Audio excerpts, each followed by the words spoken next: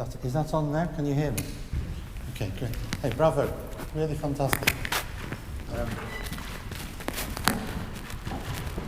When we give these classes, when people like me give these classes, we're supposed to be able to find something wrong with it. And I can't, really. I mean, I can offer a few little suggestions. There is something that is really excellent playing. Those pieces. Oh, I don't need that. Yeah, it's really terrific playing. I mean, apart from the... Stand, please, stand. What? Sorry? He's going to make it loud. I thought you said you could hear. Okay. Right. Yeah. In every way. I mean, you know, it's not just the technical aspect of what you do, which is quite obviously brilliant in both pieces, but it's also the sound you make, which is excellent. So what am I supposed to say? I have tiny little comments which may be useful, maybe not, I don't know. But you know, we're starting from the point of view that it's really excellent. So, in the Rachmaninov, just a tiny little suggestion, which is that whenever you have triplets, these very quick triplets that come, I think maybe in 3 places you have big passages that are essentially built on triplets. It's a little bit similar to the way he writes in the piano concertos. It tends to be a little bit too fast for the ear. And it's very tempting because triplets make us play quicker for some reason. Yeah. If it was little, as it is in the Prokofiev, okay, but it sort of races. There's something psychological maybe about that. I'm sure you know, have you ever played any of the Rachmaninov concertos? You played number 2. Well, so at the beginning of movement 3, number 2, which is notoriously difficult. Sorry, it was to check. Is it not working? Maybe she wants to change.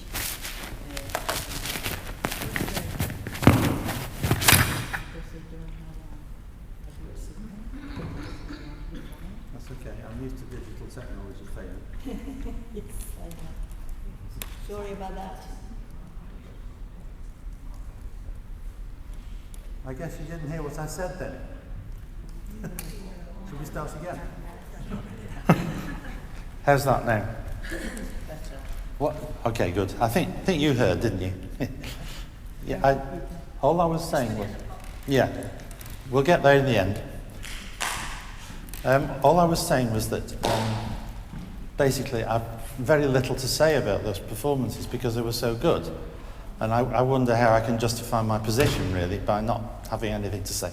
But I do have tiny little comments. And the first one I had was to do with playing triplets in Rachmaninov, which come very often in lots of his pieces, and they always tend to race. Notoriously in the 3rd movement of the 2nd concerto, which you said you played, yeah? And it's all over number 3 as well, the famous number 3. And the sonatas and many other pieces. Excuse me. There's something about continuous triplets that makes us rush, and I don't really know what it is, what makes that happen, but it's certainly, at least as far as I'm concerned, always did. So when you get, where's the music on? Thank you. I used to play this piece, but I've forgotten most of it. It's a long time ago. But yeah, towards the end of the first section, where you have this whole page of all that, yes, just be careful it doesn't get any quicker. And it's really hard to stop it, I know, but practice it slowly and really, make it pull back slightly, because then the audience can hear all the notes instead of it just being a wash of sound, which I think is more exciting, yes? Yes, it's that page, isn't it? It's that whole page there.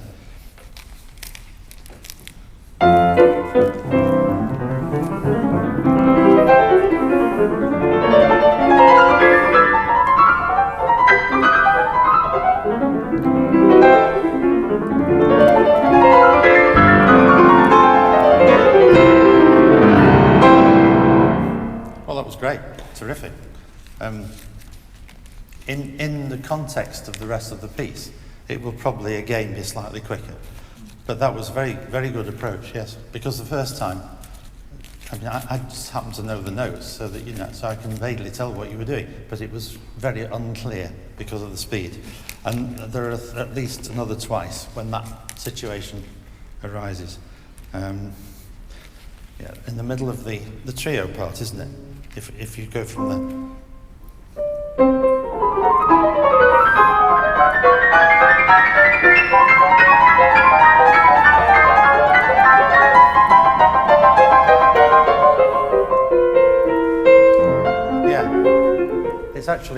It's more fun. I mean, I can hear so much more. Mind you, I'm closer now, of course, which may have something to do with it. But apart from that, it's just, and what you're doing is so clear, so that's terrific. So just watch out for that, please. Apart from that, what am I supposed to say? It's so good, it really is.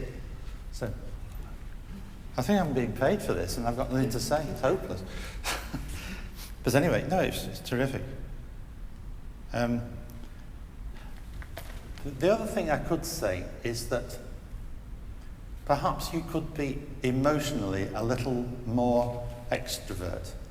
Bom ram ba bom, rather than bom bom da da, but bom ram ba bom. Particularly when you have the left hand playing the melody over the top, you know. You could release your inhibitions a little more, perhaps. Now, I certainly don't mean visually. Maybe a little more time on this, rather than it being, you know, just take a little more time so that it's really instead of bom, bom. Maybe not quite so disciplined would be good, you know. I know that sounds ridiculous, but there's a degree of truth because it's so brilliantly disciplined what you do, that we just need to release it a little bit more, to be, literally more fun. It's a very fun piece, isn't it? And it's very, it is very extrovert, which most Rachmaninov isn't actually, but this piece is, I think, very much so. And that's well, maybe I could say something similar about the Prokofiev. What you do is very careful, it's very disciplined, and it's brilliant. But it could be more, just a little bit more, what's the right word? Arrogant. I don't know. Just be a little bit less respectful of it. It's a piece that really is quite unbelievably showy, isn't it? I've never played that actually. I think it's beyond me. I couldn't do the Prokofiev Toccata. I'm too old. I know it pretty well though. And yeah, I mean, there's something about it that's. There's an aspect of it that is completely without the rules that went before, you know. It's like he's showing it's time to change the rules of music making. Yes, it needs to be a little bit brasher from that point of view. It's not something that you would say about most performances of most pieces, but I think in this case, yes, that could be very, very useful to you. You certainly don't need to be quite so respectful. I suppose I'm saying it in a very strange way, I know, but I think you probably know what I mean. Yeah, obviously without going too far with it. Yeah. We're going to be doing this for about an hour. So what am I going to tell you after that? I think the best thing to do, unless you've got something else to play, have you got something more reflective to play, like a nocturne or a Mozart sonata or anything like that? No?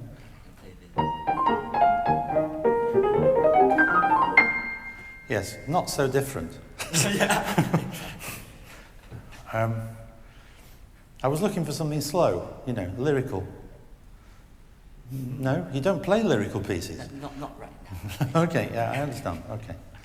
Well, just be careful of that. As a general rule, be careful of piano playing consisting purely of music that shows your technique. Obviously, you've got a great technique, so you don't need to worry. To develop, which I'm sure you can anyway, you will, but just to make sure that you don't ignore the music that needs reflection and lyricism and breathing and all the things that are much more difficult to gain across many years. Because that's what always took me a long time. Was when I first started playing, I was dreadfully brash and incredibly fast with everything and showy and just basically a bore. And I realised, probably a bit too late, really, I realised that I needed to breathe, that music consists of expressing something through different colours, definitely through breathing, more than anything, you know. We tend, I think as pianists, we tend to forget that.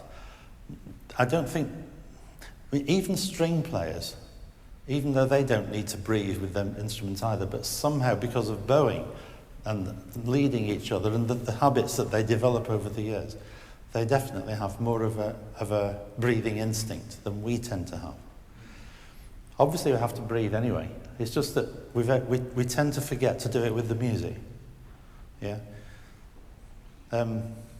I played some time ago. I played with the most incredible conductor, who had played the cello and played the piano, and was a singer all at the same time, and then decided to be a conductor. And it was such a great experience because of all that background, you know, and you could feel it. In all sorts of ways you could feel it. I just wish that when I was a child, when I first started to play, somebody had actually told me, you need to breathe with the music, as if it was a song all the time. Because nobody ever did. And I played lots of other instruments as well, which didn't help, you know. And there was a sort of degree to which I just didn't think about that. I just thought it needed to be very rhythmic, very brilliant, as fast as it needed to be, and maybe faster. But it never occurred to me to do that occasionally, you know. And I think maybe we all suffer from it a little bit as pianists. Yeah. There was one time, I must tell you a story. One time when I played the famous Etude No. 2 by Chopin, the A minor, which I think is probably the most difficult 2.5 minutes in the whole repertoire for me anyway. And I played it in a class in England. And there was this wonderful woman, I'm sure some people may have heard of her, called Carola Grindea. She was Romanian, and she visited us basically to help us to develop the other aspects of piano playing that were not just about technique and so on. And I told her that I had real difficulty getting through this piece, that I was able to play it perfectly reasonably if I could stop at the end of each page, just for a rest. And I needed to learn how to do it in one performance. And she said, she listened to me try to do it, and then she said, but you're holding your breath all the way through. And of course I didn't realise that. I just went and tried to play the whole piece without breathing. And that was the reason it was a problem. And it just completely evaporated because of what she said. I was very grateful for that, because you can apply it to so many other things. You know the piece I mean? This...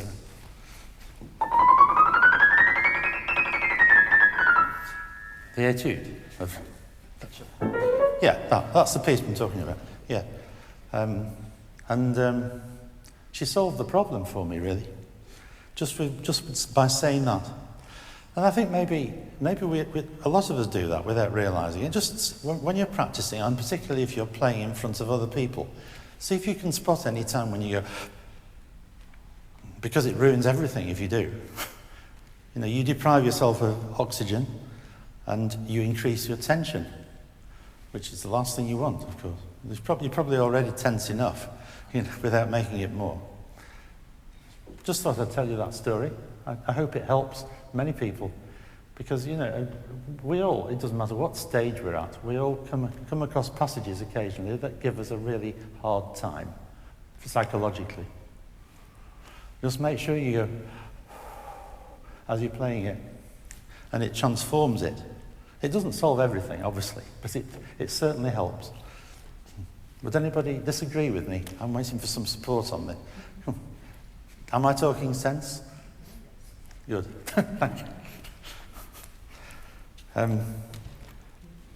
I would have liked to have heard, you see, something really obvious like the Chopin E-flat major nocturne, or something that was really lyrical, just to show your other side. Second movement of Mozart, K331, 332. I'm sorry. Things like that. No. I need the score. Yeah, no, it's okay. If you've not been preparing it, that's fine. But I think you should do. Work on music like that at the same time, and not just to show technical prowess. It's very tempting, you know. If you've got it, it's very tempting to show it, isn't it? Yeah. Does anybody have any questions? Come on. I mean, I honestly mean it about this playing. It's really, it would be stupid of me to start pulling it apart and saying critical things, because it's so good, you know. And I'm very happy to admit that. Not to admit it, that's the wrong word, but you know what I mean. Yeah? Should we maybe hear it again? Maybe the Rachmaninov again? And with that, bearing that in mind, the spaciousness. Yeah?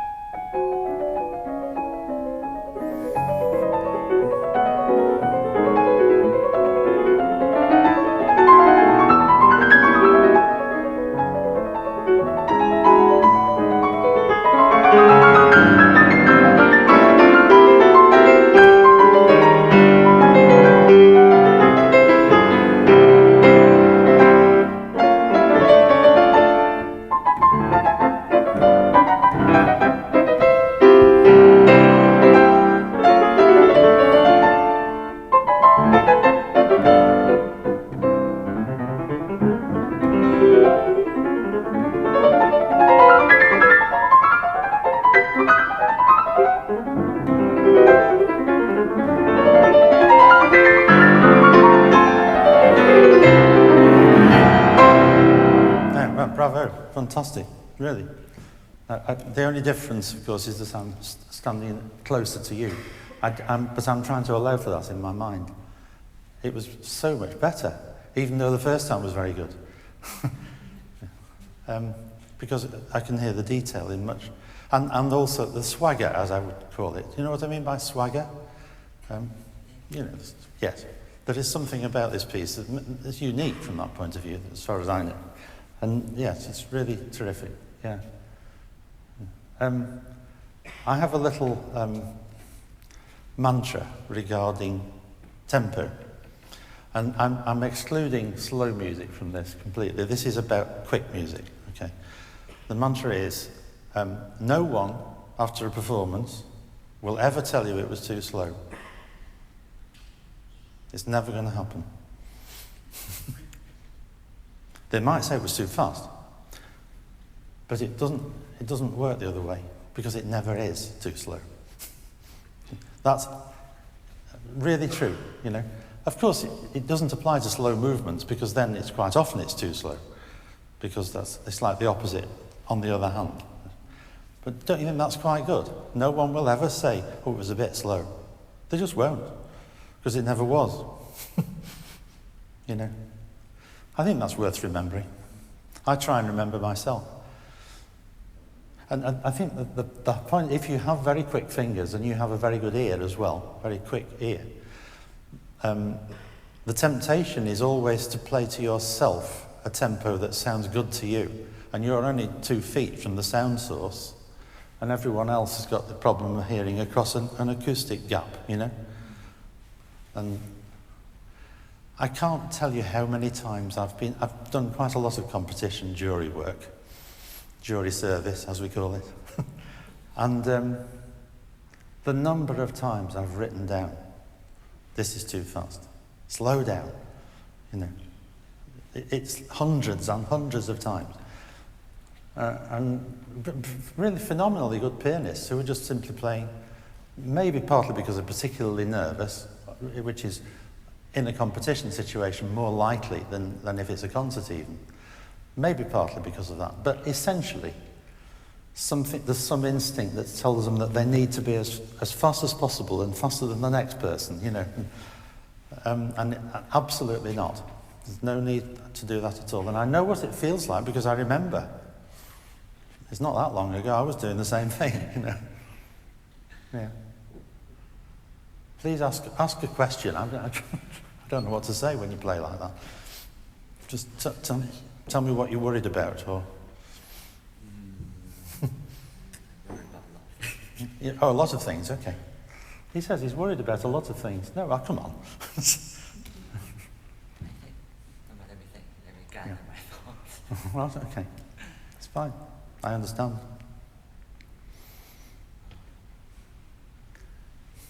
Okay. Well, what did I worry about when I was in your position? That was the main one, probably. Everyone seemed to think I played everything too quickly. And it sounded quite slow to me. Sometimes on stage, I think it's quite slow, and then when I listen to it, and it's really. Right, I don't think everyone heard that, so I'll repeat it. He says that quite often when he plays on stage in front of an audience, that it sounds to him quite slow and quite measured. But then if you heard a recording of it later on, it sounds so much quicker. And I think we all go through that. I mean, maybe in my case I still do. You know, I hear myself on the radio and I think, who's this? Rushing through everything. And then they announce it that it's me, which is slightly distressing. Because it is true that there are reasons why we play more quickly than we think we're doing. One of them is that we're so close to the piano, and it's hitting you in the face all the time, and you don't hear the space between the notes, you know. That's a very obvious one. The other one is nervousness. And we do that when we're speaking as well, don't we? If we're speaking on let's say a radio interview, or maybe doing this. I don't know. Am I gabbling? I don't know. But, you know, it's possible that if you're speaking publicly, most people speak more quickly than they would in a conversation. It's exactly the same problem, really, isn't it? You know, and I mean, our wonderful politicians have training in the art of speaking clearly and slowly enough. You know, it's part of their training. It's part of their development to be able to say everything very slowly and very clearly, and usually 3 times. That's not relevant to us particularly, but composers do it. As you probably know, they do things 3 times. The 3rd time it continues on after the first, you know. Bach particularly does that. But yes, I mean, there's some kind of instinctive reason why that works. And then to speak more slowly than feels right to yourself. You just did it, didn't you? The second time you played those passages in the Rachmaninov, it probably felt a bit slow to you. It wasn't. And really, I can't stress how important that is. It needs to feel like it's a little bit what's the right word? Well, measured, a little bit measured to you in order to be clear to everyone else. Yeah? And Rachmaninov himself was brilliant at that, when he played it himself, this sort of music. So if it's good enough for him, you know. There's something worth mentioning about the sound you make, because I could see from over there that you play almost all the time like that, towards yourself, instead of like that, which so many people do. But of course, when you're playing so many notes, sometimes that's impossible. But basically, for example, the place that you just stopped at, when it goes into A flat major, at that point, you very definitely played with this fantastic sound production, which is created by never actually stopping at the key, never doing that, but always doing this. Sometimes it works the other way, but I don't really recommend that. I'd go this towards yourself all the time, and it was particularly noticeable. I thought that was great, and that would be very much more apparent if it was let's see now.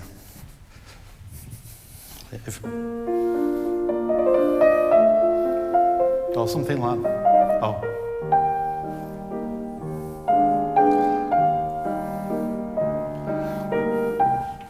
That. And it's quite simple, really. It's like playing golf. You follow through, you know, instead of that. And of course, you're already doing it, so I don't need to tell you. But I think it's worth sharing with everyone else, you know.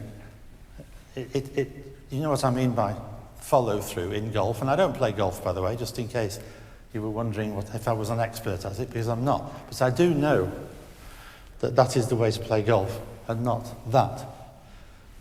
Not to stop there, but to carry on.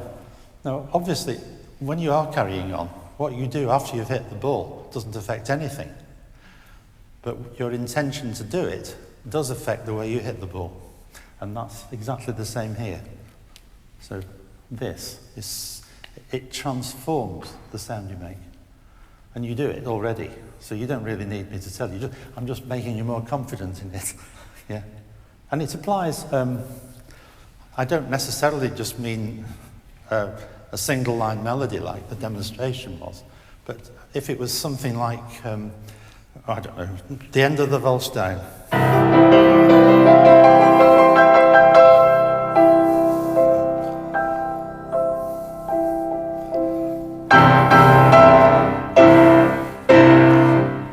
In chords it works as well, to do that rather than this. Because if you do the opposite,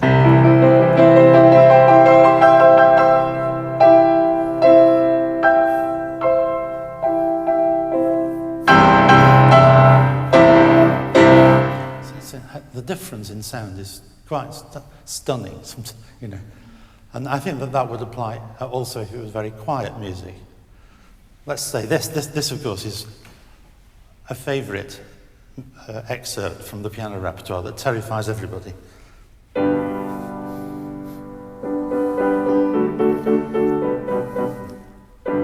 That chord that you have to play just after bowing at the beginning of the performance and without the orchestra, and not the, you know, it makes you crazy. Have you ever played it? Not played. Okay, you know it obviously, yeah. Well, the thing is that if you do this, I don't know whether this is visually going to work, but if you do that instead of that, it transforms it. If you go, it doesn't need to be. I'm not suggesting you should lift your hands up after the chord, but it's kind of reliable, you know, instead of, which is too loud, or you know, something like that. You can control it so much better, and it applies to virtually everything. I'm just thinking, the end of Liszt's sonata in B minor, the very end.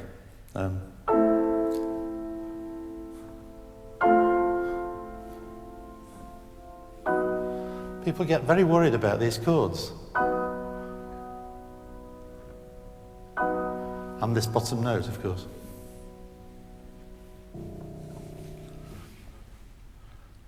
And the thing is, it isn't very difficult if you can relax enough and if you do that. And if you don't, it's very hard. You end up with all sorts of... Yeah.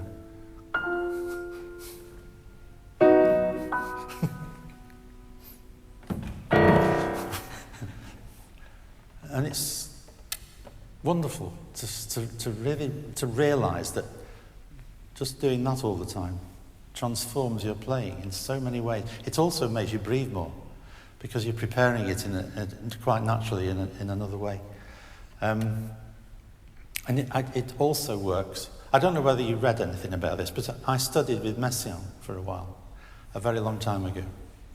And I mean, he was an incredibly great man and with a wonderful personality and, in my view, great music. Many people didn't like his music that I knew, but they still liked him. I liked both. But his approach to everything was that it was joyful. All his music needed to be joyful. And he said, I suggest, it was in French, by the way, so I think I understood it properly. But he said that I suggest that you apply that to everything you play, not just my music. It should always be beautiful, always be joyful, however dissonant it is, and however loud it might be, or slow or fast, that it should always have an expression of wonderfulness about it. Yeah? And there's a passage which you probably know, Van Regard number 15, which is the one that's most frequently played by Messiaen, which is...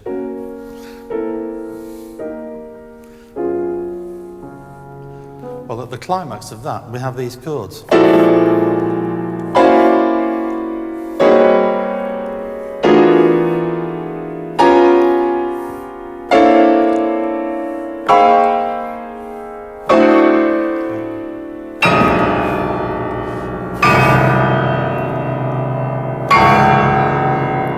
And then finally,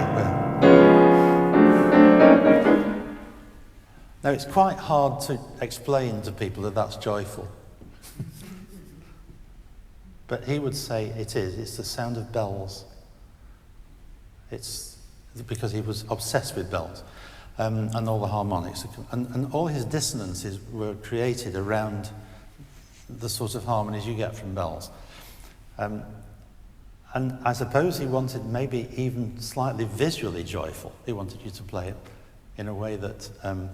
that demonstrated a sort of ecstasy. But also, if you can hear those harmonies, because you did that instead of that, because if you go, it just becomes a horrible percussive sound. It also hurts when you do that, but it doesn't hurt if you do this. See, it's marked, I think it's marked with 4 fortes. Yeah. It's probably got a crescendo on it as well. But you know, there's something, I can never work out what the right word is. They're a little bit similar to the Rachmaninov, talking about the sort of swagger. There's something, you know, like this instead of it being, which you absolutely mustn't do. Bartók, for example, never play Bartók with, with harshness. And I mean, I don't know whether you've ever heard Bartók play, but he recorded a few things when he was alive, obviously. And his performances were always rather lyrical, of pieces that look on the page as if they're very harsh, and they're not at all, actually. And I think he, probably without even knowing himself, he had this feeling that the piano needed to be coaxed, to resonate, you know.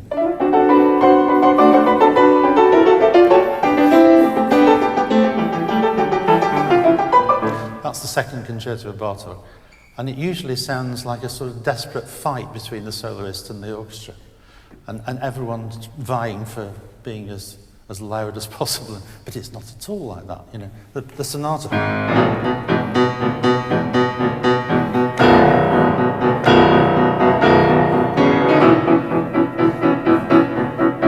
There's an element of fun in it that you can only bring out by exploring the resonance of the instrument, by tone production that's through this. That's my view, anyway. It's probably a little oversimplified, but it's essentially true, you know. It doesn't matter what the repertoire is. It really doesn't. I was thinking, what would be a good example of something totally different to that, so I can demonstrate it with? How about this?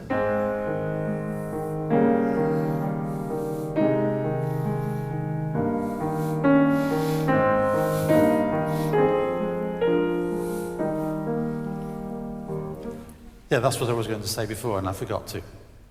You can play lyrically in a more projected way without any fear of it being harsh by doing this.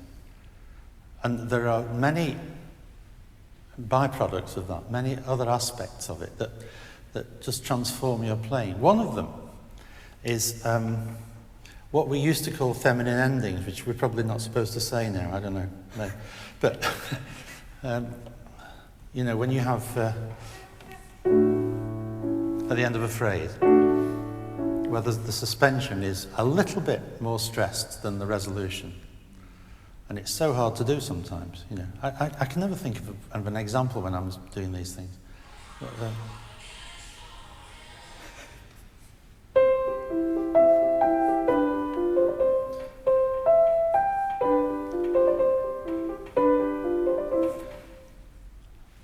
I don't think the problem in that is being quiet enough on the... That's not the problem at all. The problem is having enough stress on that. And having the courage to do it. It's not very much anyway, but it needs to be there. And the reason we find it inhibiting is because of fear of being harsh, I think. You know? And if you take courage and actually do that and allow it to speak, and then it can resolve quietly without it ever being, without it being a negative bulge. What's the right word? A sort of a percussive accent as opposed to an expressive one. Yeah, that's what it amounts to. Can you think of a good example? I mean, Mozart's full of it. Everything by Mozart is loaded with examples like this. And I can't think of anything. But you know, excuse me, squeaking. Yeah, it's something that you can apply to every single part of the repertoire, I believe. And the fact that you're doing it already means that I probably don't need to say these things at all. But please feel very confident that you're doing the right thing. Yeah. I'm going to play the Pathétique again, only without doing it. I'll see if I can impersonate some of the performances that I don't find so inspiring, you know.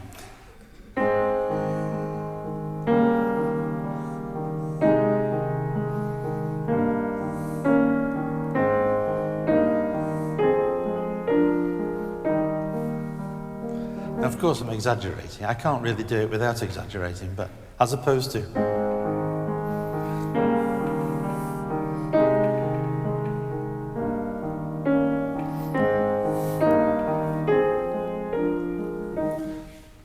And it's probably not even visible from the audience because it's too far away, but it's going on all the time, this thing. You can apply it to tennis as well, and cricket. Anything that involves striking a ball, it's the same. I've not had a single question from you lot yet. Come on. Yes, please.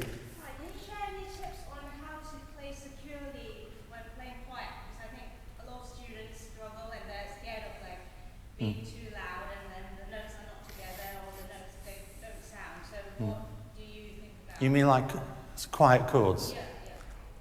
Yeah. Well, essentially that's what I was trying to demonstrate. Like the Beethoven Fourth, that first chord, or the end of the Liszt Sonata. Those are the two best examples I can think of, where it notoriously happens that they don't sound properly, or the balance isn't right, or they're not together, or something like that. Exactly this. Because the reason, I've tried to analyse it, and I think I've got it right. The reason that works and this doesn't, I think, is simply because it forces you to prepare it. So you've essentially initiated the chord long before you play it. In other words, like a breath. as opposed to... And because you've prepared it, by the time you actually play the chord, it's too late to alter it. You've made it happen already. I used to be a percussion player a very long time ago. And the same applied to playing the cymbals. As far as I remember, it's from 30 years ago. But you know, very often the cymbals come at a time of the climax of a particular piece. Let's say a Bruckner symphony or something, and you've got to go with the conductor in the preparation for this climactic chord. And the conductor will do something like that. Yeah. And if you go with that, it'll sound at the right time. If the conductor isn't very good and goes, you will probably be before the rest of the orchestra, because by the time you play it, it's too late. You've already initiated it, because you've got this massive weight in both hands. The main reason I gave up playing percussion, by the way, pressure on. But it's got to be like, it's already inevitable, long before the actual sound comes. And I think it's much the same. There's obviously far bigger movement than it needs to be on the piano, just so that you can see. But instead of this, and it's so often the case, you see people do that with no preparation at all. Try that if you ever conduct an orchestra, see if it works. It doesn't. It has to be with the breath. You know.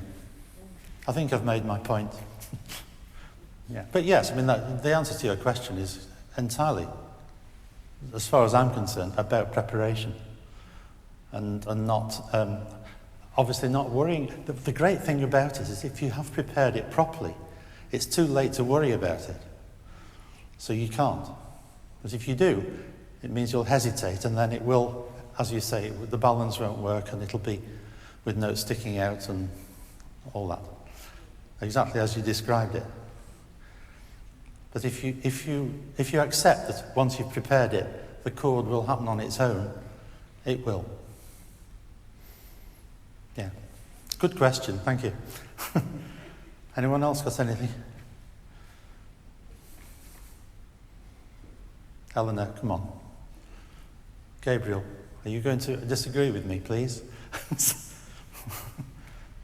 I like to be disagreed with, honestly, because, you see, I don't teach, ever.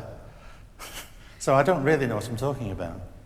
All I can do is play, usually reasonably all right, but, you know, I don't have the experience that you have of actually explaining it in a way that makes sense. I'm trying my best, but do you think it's working? You don't need to say yes. Okay. If you disagree, please tell me. I'm very happy to be disagreed with. You say you played Rachmaninov second.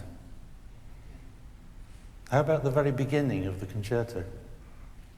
How do you feel about that? How do you feel about that? Just relating it to quiet chords as we were just discussing. A perfect example of this problem.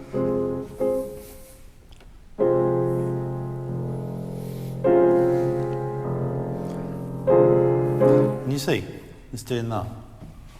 It means that it projects and it's a full sound, but it's still pianissimo. And it's like, as the composer almost certainly intended it, it's a bell sound, yeah? A Russian bell. Obviously the bottom note is as well, but yeah.